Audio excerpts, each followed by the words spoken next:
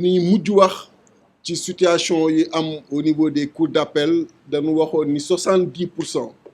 de nos listes yi ñu fa yóbbu woon décision yi ay décision yu favorable ngeen noté ko mais en même temps ngeen déggoon que le ministre de l'Intérieur demandé woon na préfet yi ak sous-préfet yi pour que ñoom it ñu def un pourvoi en cassation ci cour suprême et ba fii ñuy wax ak yéen gox yu bare loolu moo tax décision yi kenn appliqué wu ko loola di wane encore une fois taxawaayu président de la République Macky Sall pour éliminer ay liste Yewwi Askan Wi comme ni ñu ko waxee nekk di def une compétition hors urne avec le ministre de l'Intérieur bi nga xam ni moo war a organiser ay élections yu libres et transparentes ki nga xam ni moo war tëddee njaaxanaay diggante opposition ak pouvoir kooku moo engagé ay recours ci préfecture ak sous-préfecture pour éliminer ay liste opposition ba tax na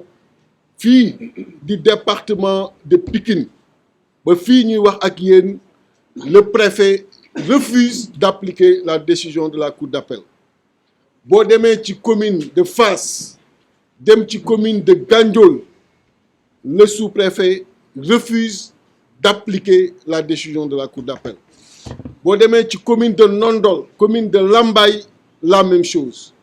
boo demee ci commune de Médina Sabakh la même chose Matam c'est encore plus grave et loolu on y reviendra tout à l'heure pour dire que le président Macky Sall mi ngi yóbbee réew mi ci situation bu doy waar situation bi nga xam ni Yewwi Askan Wi nekkul pour di ko bàyyi mu jàll nekkul ci disposition wu sëgg muy tànn fan la ñuy sëgg ak moom ak fan la ñu dul sëgg ak moom te ci loolu la nekk en complicité avec le ministre de l'Intérieur opposition bi yàgg nay wax ni pour ñu am une démocratie saine il faut ñu am un ministre de l'Intérieur neutre et consensuel mais lii am wane na ni opposition bi dafa mos a nekk ci dëgg ci revendication boobu parce que kenn mënul expliquer que mu nekk à l'origine de ce qui se passe dans les préfectures et sous-préfectures naturellement yeneen communes yi nga xam ni rejeté woon nañu au niveau des cours d'appel yooyu ñoo ngi fii may wax ak yéen au niveau de la cour suprême ñuy xaar ban décision lan fay am mais li gën a doy waar rek mooy tey jii nii le ministre de l'Intérieur fi mu taxaw ci loolu wax naa Matam yéen ñëpp teg ngeen seen bët ci li am Djibril Ngom jël na sunu ay liste yóbbu ne ko ci président de la République Macky Sall mu recevoir ko ñëpp teg ci bët mu dalal ko ñëpp teg ci bët alors que en son temps li ñu waxoon yam fa mooy il a été débauché par certains responsables de l'APR mais ndeyu mbili gi président Macky Sall la te loolu daan ci dellu si tout à l'heure bu Ousmane jëlee kaddu ci li nga xam ni moom lañ ci nar mais di wax opinion nationale ak internationale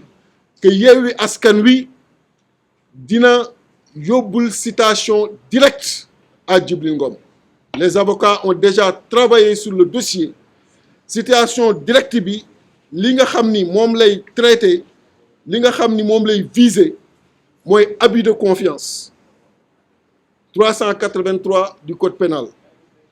faux et usage de faux par rapport avec une décision de la cour d'appel escroquerie manœuvre frauduleuse 379 code pénal mais également tentative d'escroquerie à un jugement nit jugé ba pare ngay jéem xool nooy defee escroquerie ci jugement au cour d'appel yooyu kon mu xam ko président Macky Sall xam ko ministre de l'Intérieur xam ko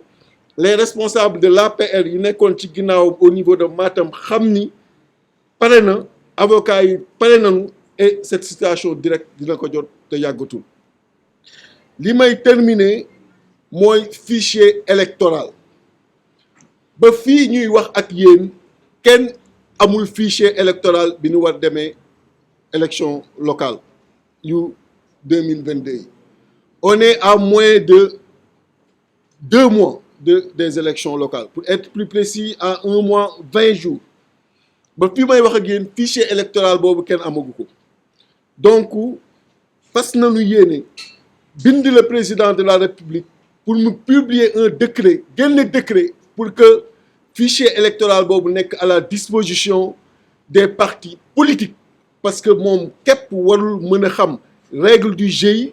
warul mën a xam ce qui se trouve dans le jeu et également waxtaan fan lay jouer ak opposition ak fan la du jouer avec l'opposition voilà les pouvoirs yi mu bëgg attribuer wu moom donc moo mën a xam ci sénégalais yi fan la fichier électoral bi nekk alors que le 8 décembre war nañu teg ay commission yi nga xam ni li ko tax a jóg mooy distribuer les nouvelles cartes mais nouvelles cartes boo koy distribuer alors que amuñu fichier électoral bi pour mën a def une comparaison est-ce que ñi bindu woon ak ñi nga xam ni ñoo nekk ci fichier électoral c'est conforme ak carte yi ñuy jël ak yi ñu jël ban pouvoir de vérification et de contrôle lay opposition bi di am ci loolu di ci am lenn donc loolu aussi ñu koy ñaawlu di ñaawlu aussi la situation de Kédougou. Kédougou, il est clair que c'est une préoccupation de Macky Sall lui-même. Kédougou, il est clair que c'est une préoccupation pour éliminer Guirassy. Kédougou, c'est clair que c'est une occupation pour ressources minières ya fa nekk ak leneen moom dong mu am le contrôle de bout en bout et que benn élément de l'opposition mën ci am benn droit de regard ou mën ci am un mot à dire loolu mooy le projet et c'est ça qui fait que